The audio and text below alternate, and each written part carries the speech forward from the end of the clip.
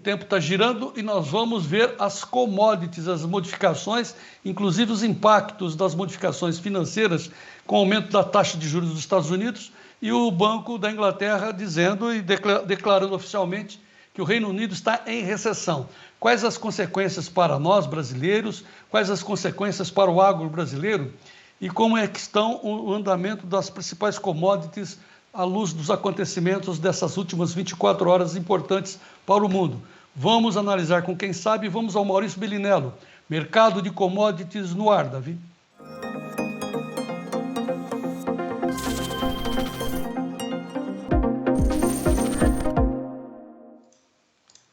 Maurício, boa tarde, seja bem-vindo. Fala, João, boa tarde a todos.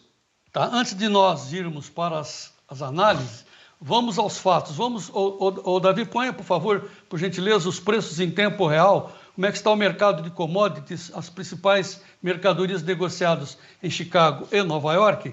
A soja perde 0,91% a 14,39 na posição janeiro. O milho perde 0,64 a 6,81.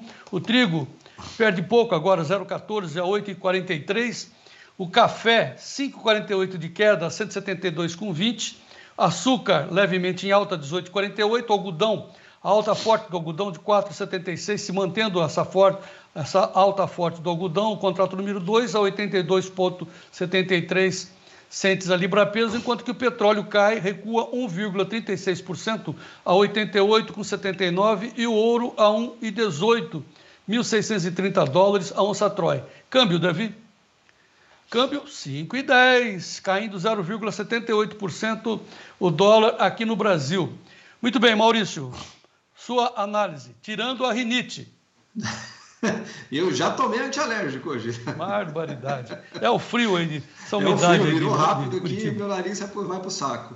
Bom, João, nós estamos hoje num dia que eu chamo que está num dia de mais tranquilidade, né? Os preços hoje ajustaram um pouquinho, commodities as mais importantes para a gente, como soja, caindo 1%, dentro da margem de erro, por assim dizer, estava 14,60. A tendência de alta nesse momento se mantém, né? Na soja, a gente veio de 13,50 para quase 14,70 ontem. Então, depois de uma alta desse tamanho, é mais comum que o mercado dê uma respirada. Milho, mais ou menos, na mesma situação. Então, assim, sendo muito sincero, o que a gente tem visto agora é um ajuste, né? Daqueles que estão em alta, parando um pouquinho de cair, e daqueles que estavam em forte queda, encontrando nova queda, que é o caso do café, porque ele, pelo menos por enquanto, não deu sinais de que vai parar de cair, pelo menos não por enquanto. Então, hoje é um dia, sendo muito sincero, meio água de salsicha, assim, não tem nada acontecendo. Não, mas tem, né? Os fatos mostram que os preços poderão ser modificados à luz do que aconteceu hoje, onde o Banco Central norte-americano aumentou a taxa de juros 0,75%, sinalizando, pode ser até uma queda, um corte menor à frente, mas é um corte que aproxima a taxa de juros americana a 4%, que é uma enormidade, né, Maurício? Não, mas não vai parar aí, né? A gente já sabe que não vai parar aí. Na verdade, a gente já sabe há uns 2, 3 meses que ela vai para perto de 5%. Né? Eu, Maurício, estou apostando em 4,75, que sobe 50 na próxima, mais 25 na outra e para. Né? Mas tem gente achando que vai a 5, 5,25, que vai ser a maior taxa nos Estados Unidos desde 2005. Né? Vai ser, como deve ser só no ano que vem, vai ser a maior taxa em 18 anos. No Reino Unido, né? Para quem não sabe, Reino Unido é Inglaterra, País de Gales, Irlanda do Norte, Irlanda.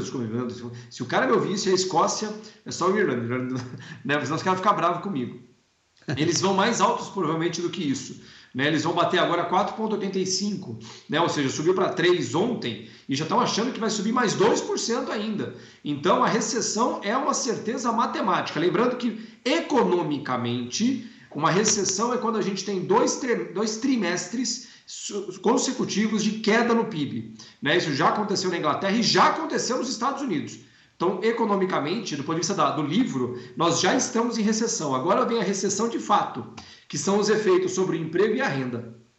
Tá. Eu ia perguntar, mas você já respondeu. Eu ia perguntar, e o Joãozinho aqui? O que vai acontecer com o Joãozinho? O que eu tenho com isso?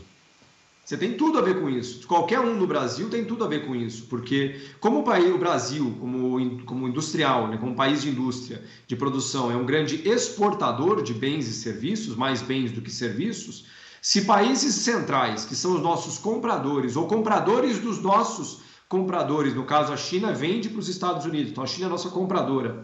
Se os países que são capitães desse grande navio que se chama economia global, começam a desacelerar, os vendedores também passam a ter problemas, porque a demanda pelo que a gente vende também cai, né? Então, a gente tem visto isso acontecer já, né, nas questões da soja, né, os preços no porto não param de cair, né? O basis da nossa região está caindo pra caramba. Isso é sinal claro de que os compradores estão com menor interesse. Regiões centrais como São Paulo, por exemplo, ali, estão pagando R$ 162 em Barretos, por exemplo, na soja, 162, pagavam R$ 205, R$ 201 há algum tempo atrás, caiu R$ 44 a saca. Nossa. Ou seja, isso é fruto de queda na demanda, não tem jeito. O mercado é formado por oferta e demanda. Qualquer uma que desajusta, mexe na outra. Nesse caso agora, como a demanda caiu e principalmente a oferta também está se normalizando, os preços estão ajustando, não tem por onde.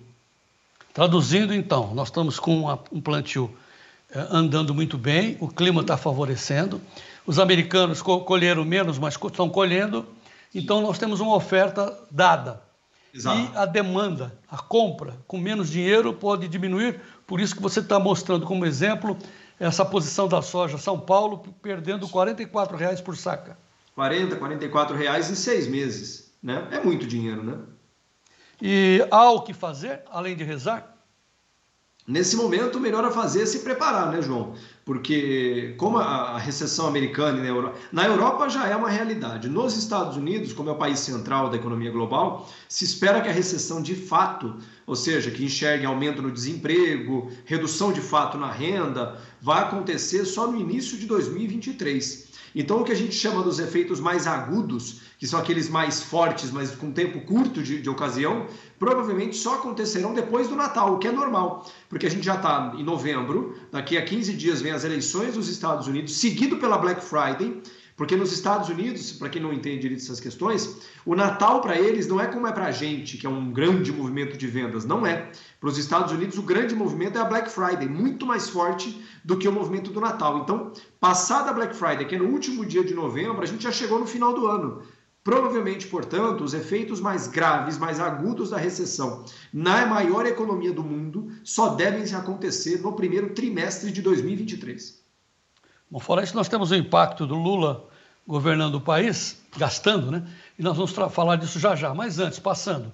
Então, se nós temos a possibilidade, temos a recessão instalada, alta Sim. de juros, temos uma diminuição nas compras, a soja caindo de preço, o câmbio vai nos salvar ou vai prejudicar ainda mais o dólar? Isso depende do grau de problemas que os Estados Unidos tiverem, né? O dólar no Brasil já deu um sinal claro de que para romper os 5,50 ele vai precisar de um fato novo. O que isso quer dizer? O dólar hoje, frente ao euro, frente à libra esterlina da Inglaterra, o iene do Japão, o franco da Suíça, ele está na maior cotação desde 2002, 2001, há mais de 20 anos. Isso é um sinal, ou seja, o dólar está caro no mundo inteiro, E no cenário do dólar mais caro no mundo inteiro nos últimos 20 anos, aqui está 5,40, agora está 5,15, né? E a gente não conseguiu fazer... E 5,15? Desculpe, Maurício, eu estou na tela com 5,11. Que 5,15? Não, é que eu olho o dólar futuro. Você tem razão, é que eu olho o dólar futuro que está 5,14,30, mas está ótimo. Tá 5,11... Então a gente entra em parafuso aqui. Isso, não, mas é isso mesmo, está correto. É que eu acompanho por uma outra métrica, mas está tudo certo. O dólar está em 5,11 no Brasil. Nesse momento, o euro está no preço mais alto em 20 anos. Então, o mais alto do mundo, para a gente, é 5,10. O que isso quer dizer? Se nos Estados Unidos a coisa não piorar, além do que se espera que vá acontecer, provavelmente o dólar está agora num horizonte de topo. Ou seja, provavelmente ele não deve ter muito mais força para subir muito mais do que ele subiu agora. E, portanto, se isso se confirmar, e ainda é cedo para dizer isso, provavelmente nós não teremos dólar acima de 5,50 no Brasil. Porque é o topo que foi encontrado aqui. Lembrando, os R$6 do Covid não dá para usar como referência, porque ele é de um momento muito à parte da história como um todo, brasileira e global, João. Então você está fixando que o dólar não ultrapassa uma barreira de 5,50, o suporte ali, a resistência ali. Não, a resistência. 5,50. Você ficaria aqui no número... Se algo mais grave acontecer, provavelmente vamos para novos horizontes. Mas se nada de muito grave acontecer, eu honestamente falando, e não é uma aposta pessoal não, tá? No sentido de uma aposta de caixa de cerveja com os amigos. É a indicação que eu fiz a todos os meus clientes que nessa faixa dos 5,50 os preços deveriam ser defendidos dentro daqueles que querem defender também, né? Tá, e você, qual é você mira que valor? 5 e quê? 5,20? Não, na verdade é o seguinte, se o dólar começar, depende do horizonte, né? Mas se o dólar começar a cair globalmente, lembrando que ele está subindo desde maio de 21, frente às demais moedas. Se ele começar a cair, João, a depender da intensidade da queda, eu acho bastante provável. Primeiro que o teste dos R$ 5 vai ser muito rápido, eu acho que perde os R$ 5 rápido assim que o dólar começa. Quando o mercado começar a animar, ficar com menos medo, o dinheiro vai sair dos Estados Unidos, que é o grande porto seguro, em relação ao mundo. Então o dólar vai ser vendido no mundo inteiro. O pessoal vai trocar dólar por real, dólar por euro, e isso vai derrubar a cotação do dólar globalmente. É sempre assim que funciona. A minha perspectiva mais otimista, por assim dizer, é 4,80. Mas a depender de quanto o mercado se animar, e isso pode acontecer, porque, de novo, isso pode acontecer rapidamente, não está fora do radar o dólar a 4,30 aqui não, viu? Barbaridade. Bom, então... Mas isso não para março, João. Não para março, não para maio. Se isso acontecer, eu estou falando já do cenário do final do ano que vem. Ah, tá. Final de 23. Ok. Bom, 4,30 para final de 23. Mas agora vamos ficar com os 4,80 aí só para a gente respirar, né? Porque quem fez a soja, quem fez a lavoura, fez a safra com dólar a 5,30, 5,40, comprou nesse valor, vender a 4,80 já é um baita de um prejuízo, vai levar muita gente para o buraco. Okay. Eu não acho que é rápido assim, João, porque como a recessão nos Estados Unidos vem só em janeiro, fevereiro, não vai dar tempo do mercado realmente animar. Então eu acho que essa situação só vai se consolidar no segundo semestre do ano que vem. Pois bem, agora vamos ao Brasil, vamos ao Lula, porque já tivemos agora há pouco um cenário pessimista do senador Luiz Carlos Reis, com a perda da maioria, tanto no Senado como no Congresso, por causa da cooptação. Então, segundo ele, não teremos condições de enfrentar o governo, enfrentar o STF, fazer modificações necessárias na Constituição. Vai ser só uma luta pela resistência. E agora começa o governo Lula também nesse cenário dramático da economia mundial, e o retrato disso é o dólar caindo. Como é que você vê o governo Lula? Bom, em termos econômicos, claro. Isso que eu falei, eu vou falar sobre termos econômicos, né, João? Eu gosto de lembrar de alguns fatos, né, importantes. Vou dar um exemplo. Desde a redemocratização em 85, com o Sarney, nós tivemos, quantos? 7 presidentes, talvez 8, não sei exatamente quantos que vieram aí em toda a esteira de todos os partidos, a direita, a esquerda e tudo mais. São sempre os mesmos grupos políticos que dominam a presidência da Petrobras, desde a redemocratização. Na verdade, desde antes. A Eletrobras, mesma história. A Vale, mesma história. O Banco do Brasil, mesma história. Ou seja, não importa quem ganhe, quem domina as maiores estatais brasileiras é sempre o mesmo grupo político. Então, o que isso me diz? Que não acredito que vai acontecer nenhum tipo de mudança do ponto de vista da operação de nenhuma das empresas. Essa é a minha opinião neste momento, né?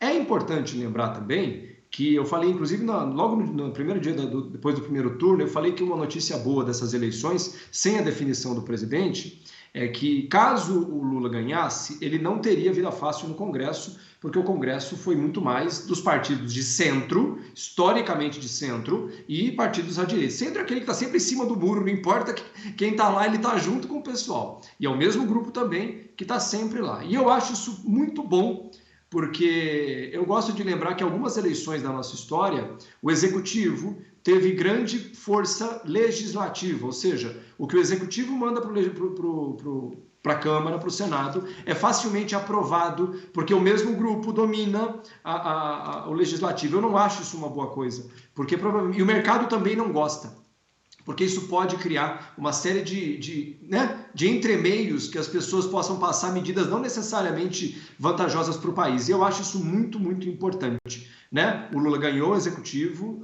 por vias democráticas, algo a ser muito bem lembrado sobre isso, porém não terá vida fácil e pessoalmente falando, independente das questões que a gente tem visto acontecer no Brasil agora, eu acho que da minha parte como cidadão brasileiro, né, me preocupo sempre com a melhoria do país que eu vivo. Meu menino tem 6 anos de idade, eu preciso que ele tenha um país saudável e muito espero, e minha opinião também como operador de mercado, é que é importante que esse movimento de consolidação de uma oposição é extremamente importante. Gosto de lembrar que países centrais como Estados Unidos, Inglaterra, a Alemanha no seu tempo, agora como também, forma de dizer, eles têm partidos dicotômicos, eles têm partidos que claramente formam oposição um ao outro. Isso é muito importante, porque isso promove o diálogo e promove principalmente que nenhum tipo de exagero por nenhuma das duas partes aconteça. E não à toa o dólar veio de 5,50 para 5,15. O mercado não tem nenhuma perspectiva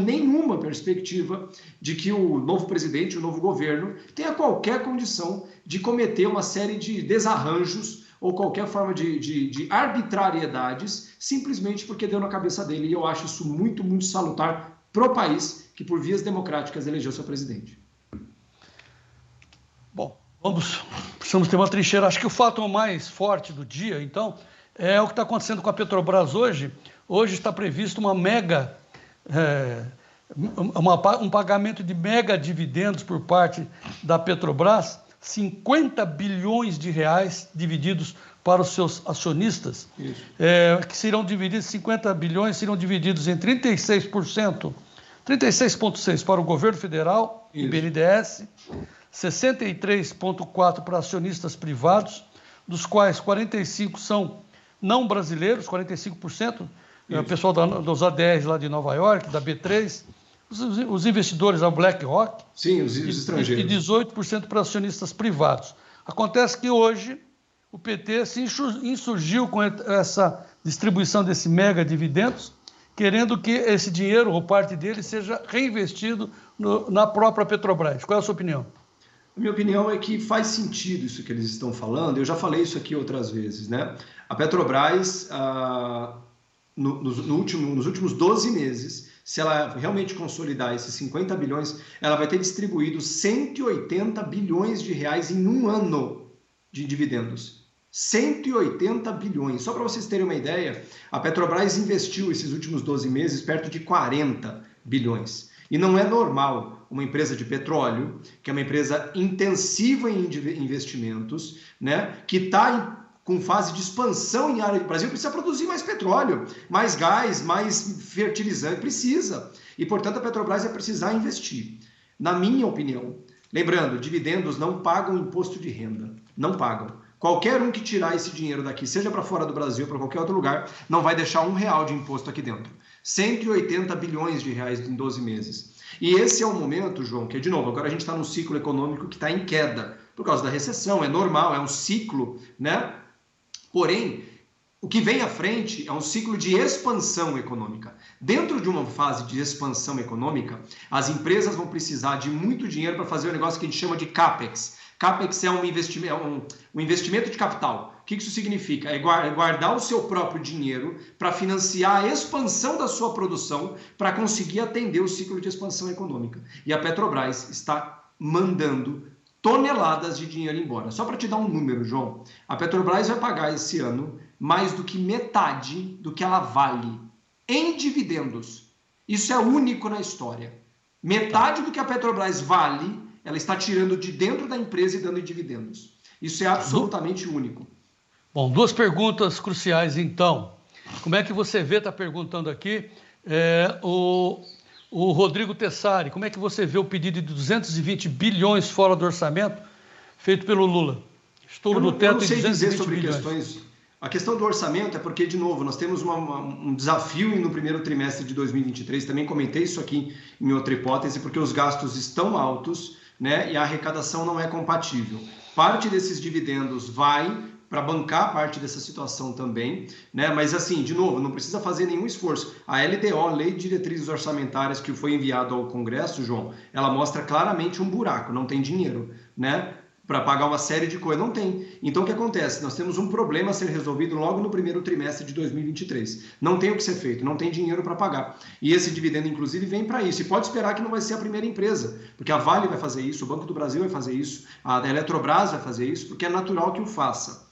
O ponto muito importante para ser lembrado é o seguinte: em fases como a gente está entrando agora, eu acho temerário que as empresas paguem muitos dividendos. E eu não estou dizendo da Petrobras, eu vou comentar, por exemplo, das duas maiores dos Estados Unidos, a Exxon e a Chevron. São as duas maiores petroleiras dos Estados Unidos. Elas reviram todo o programa de pagamento de dividendos, exatamente porque as indústrias vão precisar de dinheiro para bancar essas operações. Então, honestamente falando, se a recessão nos Estados Unidos vier no ano que vem, e vai vir na Europa, e vai vir no Japão, o mundo inteiro vai desacelerar. E se o mundo inteiro vai desacelerar, um país como o Brasil, que é exportador, também vai ter problemas na exportação. Guardar dinheiro é importante. Eu gosto daquela fábula da cigarra e da formiga. Agora é a hora de guardar. Eu entendo a decisão de distribuir dividendos, mas eu lembro do número. Uma empresa distribuir em dividendos que não paga R$1 de imposto, nada, zero. A legislação brasileira não cobra imposto de renda sobre dividendos. Metade do que uma empresa vale em um ano,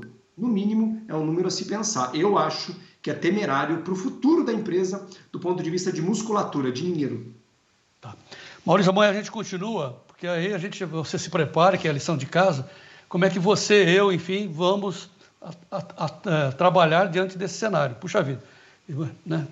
E com o Lula, ele que se vire lá com o Congresso. Maurício, vamos lembrar a todos os nossos telespectadores que nós estamos em um curso de introdução aos mercados de commodities.